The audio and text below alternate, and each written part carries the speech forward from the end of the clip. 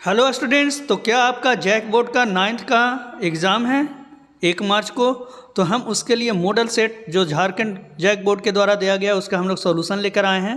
तो आप लोग ज़रूर इस वीडियो को देखिएगा, क्योंकि इससे बहुत सारा क्वेश्चन आपको 1 मार्च को जो साइंस और मैथ का एग्ज़ाम होने वाला है उसमें बहुत सारा क्वेश्चन इससे आएगा।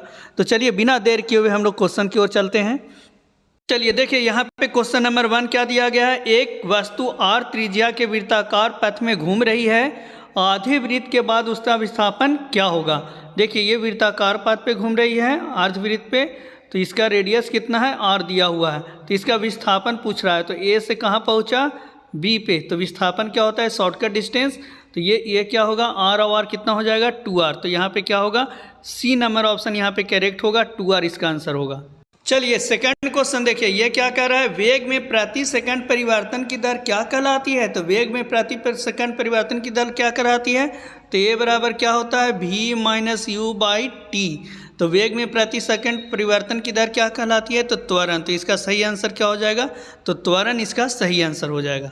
अब देखिए ये 3 नंबर क्वेश्चन, निम्न में से किसकी एसआई मात्रक मीटर पर सेकंड स्क्वायर होता है। तो ये सब लोग जानते हो कि मीटर पर सेकंड स्क्वायर किसका होता है, तो ये त्वरण का होता है। तो बी नंबर ऑप्शन यहाँ पे करेक्ट होगा, त्वरण का होता है। नेक्स्ट क्वेश्चन है, दूरी समय ग्राफ का ढलान किसका मान बताता है। तो दूरी समय ग्राफ का जो ढाल होता है वो किसका मान बताएगा, तो ये बताएगा वेग का। तो v इक्वल टू क्या होता है, एस बाई टी होता है ना। मतलब यहाँ पे एस और टी का ग्राफ अगर हम लोग बना लेंगे और इसका ये ढाल निकालना है, तो ये ढाल निकालेंगे तो क्या होगा, स्लोप मतलब थीटा। तो ये क्या होगा, एस बाई टी, और v इक्वल टू क्या होता है, एस बाई टी, या S equal to V T होता है। तो ये वेग आंसर होगा, सी नंबर ऑप्शन यहाँ पे करेक्ट होगा। नेक्स्ट क्वेश्चन देखिए, बहुत अच्छा ये क्वेश्चन दिया गया है, न्यूटन के गति का प्रथम नियम किसकी परिभाषा मिलती है। न्यूटन की गति का प्रथम नियम से किसकी परिभाषा मिलती है। तो न्यूटन की गति के प्रथम नियम से किसकी परिभाषा मिलती है, तो यहाँ पे होगा बल की परिभाषा मिलती है। ठीक है, यहाँ आंसर जड़त्व दिया है तो जड़त्व गलत है, परिभाषा जो मिलती है वो जड़त्व का नियम न्यूटन के प्रथम नियम को हम लोग जड़त्व का नियम बोलते हैं। ठीक है, तो यहाँ पे किसकी परिभाषा मिलती है, तो बल की परिभाषा मिलती है। डिफाइन जो होता है बल का डिफिनेशन वो न्यूटन के प्रथम नियम से आती है। तो यहाँ पे क्या होगा, ए होगा, ये बी होगा आंसर, बल से होती है। ठीक है, तो बल होगा, न्यूटन की गति का प्रथम नियम किसकी परिभाषा मिलती है, तो बल की परिभाषा मिलती है। देखिए इसी क्वेश्चन का जो इंग्लिश दिया है वो कुछ और पूछा है, which law is also known as law of inertia. देखिए क्वेश्चन कुछ और है, उसका हिंदी कुछ और दिया है। तो यहाँ पे हिंदी में लिखना चाहिए कि कौन सा है जो लॉ ऑफ इनर्शिया से जाना जाता है। तो यहाँ पे क्या होगा, फिर न्यूटन फर्स्ट लॉ हो जाएगा। तो यहाँ पे फिर क्या होगा, न्यूटन फर्स्ट लॉ हो जाएगा, ऑफ मोशन हो जाएगा, ये आंसर हो जाएगा। देखिए हिंदी में कुछ और क्वेश्चन दिया है, इंग्लिश में उसका कुछ और दिया है, दोनों अलग अलग क्वेश्चन है यहाँ पे। तो इसलिए अगर हिंदी वाला क्वेश्चन हम पढ़ेंगे यहाँ पे तो क्या होगा आंसर, यहाँ पे बल होगा। और अगर ये वाला इसका इंग्लिश वाला क्वेश्चन हम लोग पढ़ेंगे तो उसका आंसर क्या होगा, Newton first law of motion हो जाएगा, ये ए आंसर हो जाएगा। तो आप ध्यान दीजिएगा यहाँ पे। अगला क्वेश्चन देखिए क्या कह रहा है, किसी पिंड का जड़त्व निर्भर करता है। तो जड़त्व किस पे निर्भर करता है, तो उसके द्रव्यमान पर निर्भर करता है। तो इसका आंसर क्या हो जाएगा, तो बी नंबर ऑप्शन इसका करेक्ट होगा कि इसका किस पे निर्भर करता है, तो वस्तु के द्रव्यमान पर निर्भर करता है। बी नंबर ऑप्शन यहाँ से करेक्ट होगा। अगला क्वेश्चन है, न्यूटन के गति का कौन सा नियम बल की परिभाषा देता है। तो बल की परिभाषा अगर पूछेगा तो कौन देता है, तो न्यूटन के गति का प्रथम नियम जो है वो बल की परिभाषा देता है। लेकिन अगर कोई बोलेगा कि बल का equation F equal to M A जो आता है वो किससे आता है, तो ये आएगा न्यूटन की गति का दूसरा नियम से। अगर ये पूछेगा तो न्यूटन की गति का दूसरा नियम होगा, लेकिन बल का परिभाषा बोलेगा तो न्यूटन के गति का प्रथम नियम होगा, क्योंकि न्यूटन की गति का प्रथम नियम ही बताया था कि जब तक कोई बाहरी असंतुलित बल कार्य ना करे तब तक उसके स्थिति में कोई परिवर्तन नहीं होता है। तो बल की परिभाषा आया था न्यूटन के गति का प्रथम नियम से, और बल का जो इक्वेशन आया था F equal to M A वो आया था न्यूटन के गति का दूसरा नियम से। आप लोग गूगल करके इसको देख सकते हैं, यहाँ पे आंसर गलत दिया है मॉडल सेट में, ये न्यूटन के गति का प्रथम नियम होगा। चलिए नेक्स्ट क्वेश्चन जो है वो न्यूमेरिकल है। क्या कह रहा है, 10 मीटर पर सेकंड की गति से चलने वाले 0.5 kg द्रव्यमान वाले पिंड का संवेग क्या होगा। तो यहाँ पे हमको संवेग निकालना है। तो P इक्वल टू क्या होता है, mv। सब लोग जानते हैं कि P इक्वल टू mv होता है। तो मास इसका कितना है 0.5 और वेलोसिटी कितना है 10 मीटर पर सेकंड। तो जब हम लोग गुना करेंगे इसको तो कितना आ जाएगा 5 आ जाएगा। तो आंसर यहाँ पे क्या होगा 5 kg मीटर पर second square. B number option यहाँ पे करेक्ट होगा। मॉडल सेट में आंसर 0.5 दिया है जो गलत है, यहाँ पे 5 आंसर होगा। चलिए नेक्स्ट क्वेश्चन क्या कर रहा है, जब कोई बस विराम से चलती है तो अचानक उस पर खड़े यात्री बस के पीछे की ओर झुक जाते हैं। तो ये किस नियम का उदाहरण है। चलते चलते बस रुक जाता है, ठीक है, विराम में है और वो अचानक चलना शुरू करता है तो क्या होता है हम लोग पीछे की ओर झुक जाते हैं। तो ये किसका होगा जड़त्व का नियम, मतलब न्यूटन की गति का प्रथम नियम। तो इसका आंसर क्या होगा न्यूटन की गति का प्रथम नियम जड़त्व का नियम होगा। नेक्स्ट देखिए 10 नंबर क्वेश्चन, कार्य की एसआई इकाई क्या होता है। तो कार्य का क्या होता है जूल होगा। तो कार्य का यहाँ पे क्या हो जाएगा जूल हो जाएगा। तो सी नंबर ऑप्शन यहाँ पे करेक्ट होगा। जूल यहाँ पे क्या होगा कार्य का एसआई मात्रक होगा।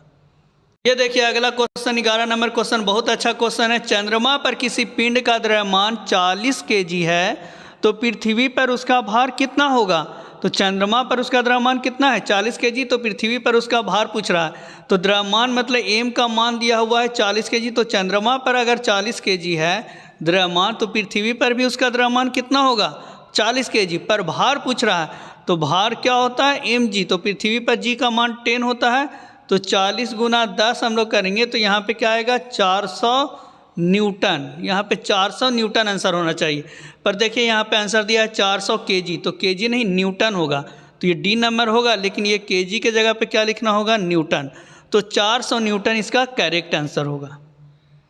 अगला क्वेश्चन है, जब कोई पिंड कंपन करता है तो वह आसपास की हवा को संपीड़ित करता है और एक उच्च घनत्व क्षेत्र बनाता है जिसे खाली जगह से कहते हैं। तो देखिए संपीड़न और विदलन ये आप लोग पढ़े होंगे, जो हम लोग साउंड यहाँ से करते हैं तो साउंड यहाँ से भेजते हैं तो क्या होता है एयर में संपीड़न और फिर क्या होता है रियर फ्रैक्शन। संपीड़न और विदलन की तरफ ये चलता है। तो यहाँ पे जब एक उच्च घनत्व क्षेत्र बनाता है तो उच्च घनत्व क्षेत्र को हम लोग क्या कहते हैं संपीड़न कहते हैं। तो ये डी नंबर ऑप्शन यहाँ पे करेक्ट होगा। उच्च घनत्व क्षेत्र क्या होगा कहलाएगा तो संपीड़न कहलाएगा। नेक्स्ट है, वह घटना जहाँ उत्पन्न ध्वनि परावर्तन के कारण पुनः सुनाई देती है क्या कहलाती है। बताइए व्यतिकरण, मृग तृष्णा, गूंज या अपवर्तन।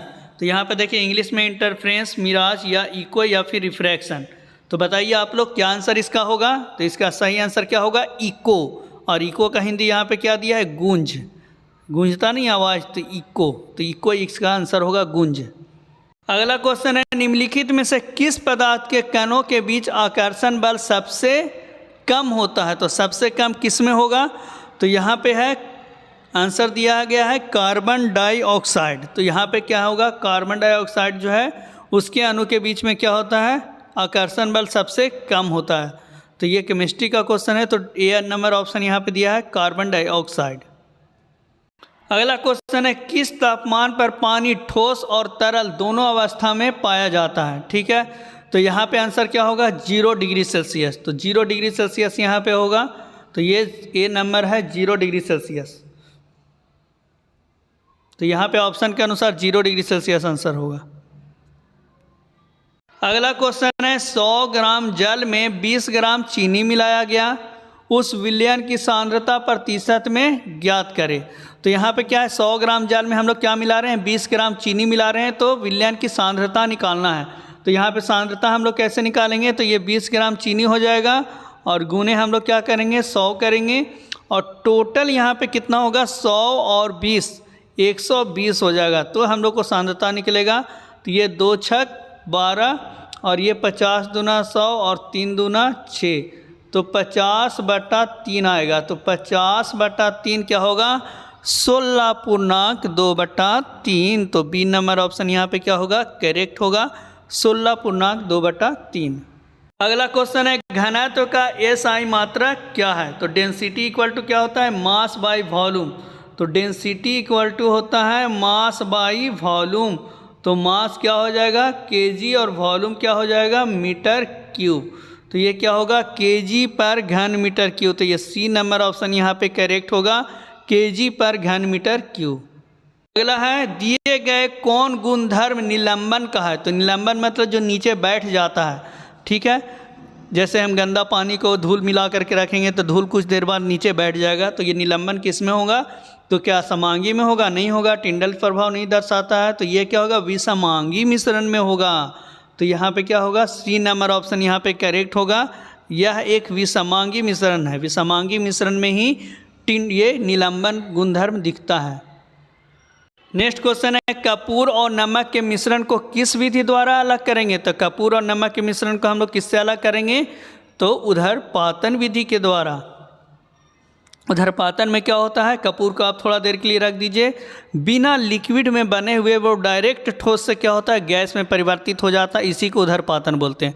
तो कपूर बिना लिक्विड हुए डायरेक्ट क्या होता है, गैस में परिवर्तन होकर के उड़ जाता है, तो इसलिए इसको हम लोग उधर्पातन कहते हैं। तो ये ए नंबर ऑप्शन करेक्ट होगा, उधर्पातन। अगला क्वेश्चन है द्रव्यमान संख्या बराबर होता है। तो किसी भी परमाणु का जो द्रव्यमान संख्या होता है वो क्या होता है, उसके नाभिक में उपस्थित प्रोटॉन और न्यूट्रॉन की संख्या के बराबर होता है। तो यहाँ क्या होगा, प्रोटॉन और न्यूट्रॉन की संख्या के बराबर होगा।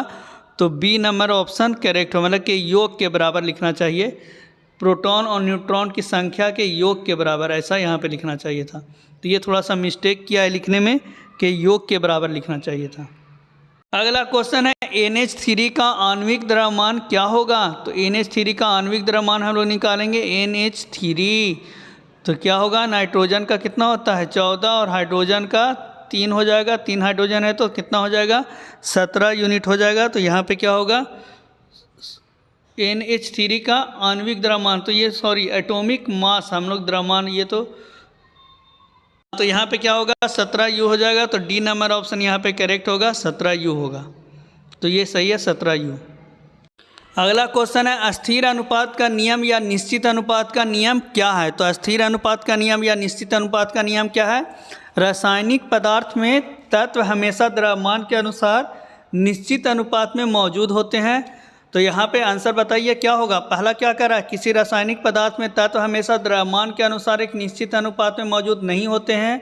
बी में कह रहा है रासायनिक पदार्थ में तत्व हमेशा द्रव्यमान के अनुसार निश्चित अनुपात में मौजूद होते हैं। रासायनिक अभिक्रिया में द्रव्यमान को न तो बनाया जा सकता है न ही नष्ट किया जा सकता है। किसी भौतिक अभिक्रिया में द्रव्यमान को न तो बनाया जा सकता है न ही नष्ट। तो यहाँ पे क्या होगा, बी नंबर ऑप्शन यहाँ पे करेक्ट होगा, अस्थिर अनुपात का नियम होता है। तो ये बी नंबर ऑप्शन कह रहा है, ये होगा सही करेक्ट। रासायनिक पदार्थ में तत्व हमेशा द्रव्यमान के अनुसार निश्चित अनुपात में मौजूद होते हैं। अगला क्वेश्चन है निम्नलिखित में से कौन 36 ग्राम जल का सही प्रतिनिधित्व करता है। तो 36 ग्राम जल यहाँ पे है, तो जल का क्या होता है सूत्र H2O, तो हाइड्रोजन का 2 और ऑक्सीजन का 16 और 2 कितना होगा 18। तो 1 मोल में 18, तो 36 ग्राम कितना होगा, तो 2 मोल। तो ये नंबर ऑप्शन करेक्ट होगा, 18 दूना 36, तो 2 मोल आंसर होगा। अगला क्वेश्चन है न्यूट्रॉन पर आवेश रहता है। तो न्यूट्रॉन पर कितना आवेश होता है, तो न्यूट्रॉन पे 0 आवेश, कोई भी आवेश नहीं होता, आवेशहीन होता है। तो क्या होगा 0 यहाँ पे करेक्ट आंसर होगा, न्यूट्रॉन आवेशहीन होता है। नेक्स्ट अगला क्वेश्चन है अल्फा कण क्या है। तो अल्फा कण क्या होता है, तो अल्फा कण क्या होता है, हीलियम का नाभिक होता है। बहुत अच्छा ये क्वेश्चन है। अल्फा कण जो होता है वो हीलियम का नाभिक होता है, हीलियम पे 2+ होता है, ठीक है। तो हीलियम का एटॉमिक नंबर कितना होता है, तो हीलियम का जो एटॉमिक नंबर होता है वो होता है आपका 2 होता है। हीलियम का एटॉमिक नंबर 2 होता है। तो यहाँ पे क्या होगा, हीलियम 2 इलेक्ट्रॉन निकाल लेता है यहाँ से। तो ये अपना नाभिक, ये 2 इलेक्ट्रॉन जो होता है बाहर वाला, ये दोनों इलेक्ट्रॉन निकल जाता है, तो होता है क्या हीलियम 2+, मतलब सिर्फ उसका नाभिक होता है। तो ये क्या होगा प्लस चार्ज होगा। तो यहाँ पे क्या बोलेंगे धनावेशित हीलियम परमाणु। तो ये क्या होगा डी नंबर ऑप्शन यहाँ पे करेक्ट होगा, धनावेशित हीलियम परमाणु। तो ये डी नंबर ऑप्शन यहाँ पे करेक्ट होगा। अगला क्वेश्चन कह रहा है किसी तत्व के समस्थानिकों के द्रव्यमान में अंतर उसके भिन्न संख्या के कारण होता है। किसकी अंतर के कारण उसका समस्थानिक का द्रव्यमान में, जैसे हाइड्रोजन का होता है समस्थानिक H11, H12, H13। तो ये क्या होगा हाइड्रोजन का समस्थानिक है। तो बताइए तीनों में एटॉमिक नंबर तो सेम है लेकिन एटॉमिक मास अलग अलग है। तो एटॉमिक मास अलग किसके कारण हो रहा है, तो ये होता है न्यूट्रॉन की संख्या के कारण, क्योंकि प्रोटॉन की संख्या सब में एक ही है, लेकिन इसमें न्यूट्रॉन की संख्या 0 है, इसमें न्यूट्रॉन की संख्या 1 है, इसमें न्यूट्रॉन की संख्या 2 है। तो इसमें न्यूट्रॉन की संख्या इसमें 1 होगा, इसमें न्यूट्रॉन की संख्या 0 होगा, इसमें न्यूट्रॉन की संख्या कितना होगा तो 2 होगा। तो ये द्रव्यमान में अंतर किसके कारण होता है तो न्यूट्रॉन की संख्या के कारण होता है, इसलिए ए नंबर ऑप्शन यहाँ पे करेक्ट होगा, न्यूट्रॉन की संख्या के कारण। अगला क्वेश्चन है कोशिका भित्ति बनी होती है, तो कोशिका भित्ति किसकी बनी होती है तो कोशिका भित्ति जो है वो सेल्यूलोज की बनी होती है। तो यहाँ पे क्या होगा सी नंबर ऑप्शन यहाँ पे करेक्ट होगा, सेल्यूलोज की बनी होती है, सी नंबर ऑप्शन यहाँ पे करेक्ट होगा। चलिए 28 नंबर क्वेश्चन क्या कर रहा है, निम्नलिखित में से किस कोशिकांग को अपना डीएनए या राइबोसोम होता है, तो इसका किसका होगा तो 28 का यहाँ पे आंसर दिया गया है बी नंबर ऑप्शन किसका होता है तो प्लास्टिड का जो है वो ये निम्नलिखित में से किस कोशिकांग का अपना डीएनए या राइबोसोम होता है तो प्लास्टिड का होता है। तो ये ध्यान दीजिएगा आंसर इस बी होगा, प्लास्टिड होगा, ठीक है प्लास्टिड। अगला देखिए 29 नंबर क्वेश्चन, किसी कोशिका में 16 क्रोमोसोम है, उस कोशिका में अर्धसूत्री विभाजन के फलस्वरूप बने संतति कोशिका में कितने क्रोमोसोम होंगे, तो जो संतति कोशिका बनेंगे उसमें कितना क्रोमोसोम होगा तो जस्ट उसका हाफ हो जाता है, तो यहाँ पे होगा 8 होगा, तो ए नंबर ऑप्शन यहाँ पे करेक्ट होगा, 8 हो जाएगा। नेक्स्ट देखिए 30 नंबर क्वेश्चन क्या कर रहा है, दिया गया चित्र किस उत्तक का है, तो दिया गया जो चित्र है वो किसका है पैरेनकाइमा का है, तो ये ए नंबर ऑप्शन यहाँ पे पैरेनकाइमा का है, तो ये दिया गया चित्र पैरेनकाइमा का है। अगला देखिए 31 नंबर क्वेश्चन, बादाम का छिलका किस उत्तक का बना होता है, तो बादाम का जो छिलका होता है वो सी नंबर ऑप्शन होगा स्क्लेरेकाइमा का होता है, स्क्लेरेकाइमा, सी नंबर ऑप्शन होगा स्क्लेरेकाइमा का होता है, बादाम का छिलका स्क्लेरेकाइमा का होता है। अगला क्वेश्चन है मांसपेशियों को अस्थियों से जोड़ने वाले संयोजी उत्तक को क्या कहते हैं, तो मांसपेशियों को अस्थियों से जोड़ने वाले संयोजी जो उत्तक होते हैं उसको हम लोग स्नायु कहते हैं, सॉरी मांसपेशियां को कह रहा है तो मांसपेशियां को नहीं ये होगा टेंडन होगा, बी होगा टेंडोन, तो यहाँ पे कंडरा उसका हिंदी क्या दिया है कंडरा टेंडोन, तो ये बी नंबर होगा। हड्डी से हड्डी को जोड़ने के लिए बोलता है, अस्थियों से अस्थियों को तो बस स्नायु होता लिगामेंट, तो यहाँ पे क्या होगा मांसपेशियों को हड्डी से जोड़ने वाला जो उत्तक होता है वो क्या होता है कंडरा होता है।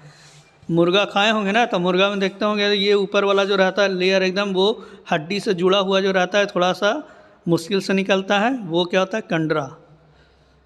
33 नंबर क्वेश्चन है जीवों के वर्गीकरण के लिए सर्वाधिक मूलभूत लक्षण क्या हो सकता है, तो जीवों के वर्गीकरण के लिए सर्वाधिक मूलभूत जो लक्षण हो सकता है वो क्या हो सकता है, तो ये इसका आंसर बी दिया गया है उनकी कोशिका संरचना, तो ये बी नंबर ऑप्शन यहाँ पे करेक्ट है उनकी कोशिका संरचना।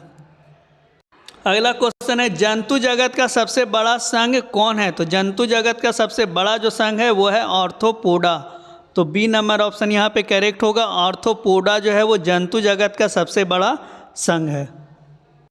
अगला क्वेश्चन है दिए गए कौन सा रोग वायरस से होता है, तो वायरस से बताइए क्या होगा टाइफाइड, हैजा, मलेरिया या फिर कोरोना, तो यहाँ पे कोरोना वायरस सब लोग जानते हैं कोरोना वायरस, तो ये क्या होगा डी नंबर ऑप्शन करेक्ट होगा कोरोना वायरस। अगला देखिए 37 नंबर क्वेश्चन कह रहा है संक्रामक रोग के उदाहरण हैं, तो संक्रामक रोग के उदाहरण कौन होगा, तो क्षय रोग, टीबी जो है वो संक्रामक रोग के उदाहरण है, टीबी क्षय रोग, तो ये सी नंबर ऑप्शन करेक्ट होगा। अगला क्वेश्चन है ग्रीन हाउस गैस है, तो इसमें से ग्रीन हाउस गैस कौन है, तो ग्रीन हाउस गैस यहाँ पे होगा कार्बन डाइऑक्साइड, तो यहाँ पे क्या होगा सी नंबर ऑप्शन यहाँ पे करेक्ट होगा, carbon dioxide green house gas है। अगला क्वेश्चन है दिए गए पोषक पदार्थ में पौधों के लिए कौन वृहद पोषक पदार्थ है, तो पौधे के लिए वृहद पोषक पदार्थ कौन होगा, तो नाइट्रोजन, ठीक है, तो नाइट्रोजन बहुत इंपॉर्टेंट है, चना में नाइट्रोजन होता है, तो ये वृहद नाइट्रोजन का है पोषक पदार्थ। अगला है वायुमंडल में पाए जाने वाले ऑक्सीजन के विषैले अणु को क्या कहते हैं, तो बताइए ऑक्सीजन के विषैले जो अणु होते हैं उसको क्या कहते हैं, ऑक्सीजन के बोल रहा है, तो यहाँ पर ऑक्सीजन तो नहीं होगा, O2 तो हम लोग ये ऑक्सीजन तो हम लोग गैस लेते हैं जो हमारे लिए बहुत ज़रूरी है, फिर यहाँ पे ओजोन है O3, यहाँ O3 क्या है थोड़ा सा ये इम्पॉर्टेंट है, ये विषैला अणु को क्या कहते हैं, तो ओजोन होगा, कार्बन डाइऑक्साइड है CO2 तो ये भी नहीं होगा, क्लोरोफ्लोरोकार्बन ये तो CFC है, तो तो यहाँ पे क्या होगा, बी नंबर ऑप्शन यहाँ पे करेक्ट होगा, ओजोन होगा। विषैले गैस का अणु कौन है, ओजोन। चलिए, तो इस मॉडल सेट में आप लोग का 40 क्वेश्चन दिया गया था। हमने ये पूरे 40 क्वेश्चन को करवा दिए हैं मॉडल सेट का। इसका आंसर भी इसमें दिया था, लेकिन कुछ कुछ आंसर इसमें गलत दिया है, तो हम उसको सही करवा करके आपको बताए हैं। तो आप लोग ज़रूर इस मॉडल सेट को देख करके जाइएगा, क्योंकि इससे बहुत सारा क्वेश्चन आपका एग्ज़ाम में आ सकता है। ठीक है, तो और फिर हम और भी ऑब्जेक्टिव क्वेश्चन आपको करेंगे, और कमेंट करके बताइएगा आपको ये वीडियो कैसा लगा, और इसको दूसरे ग्रुप में भी शेयर कीजिए अपने दूसरे स्कूल के दोस्तों के साथ, और चैनल को सब्सक्राइब कर लीजिए अगर नहीं किए हैं, क्योंकि हम अभी और भी वीडियो डालने वाले हैं जो आपका बोर्ड एग्जाम से रिलेटेड ऑब्जेक्टिव क्वेश्चन उसमें रहेगा, बहुत इंपॉर्टेंट रहेगा, तो आपके लिए बहुत वो काम का चीज़ रहेगा। ठीक है, thank you for watching video. Please subscribe my channel and share video to other group.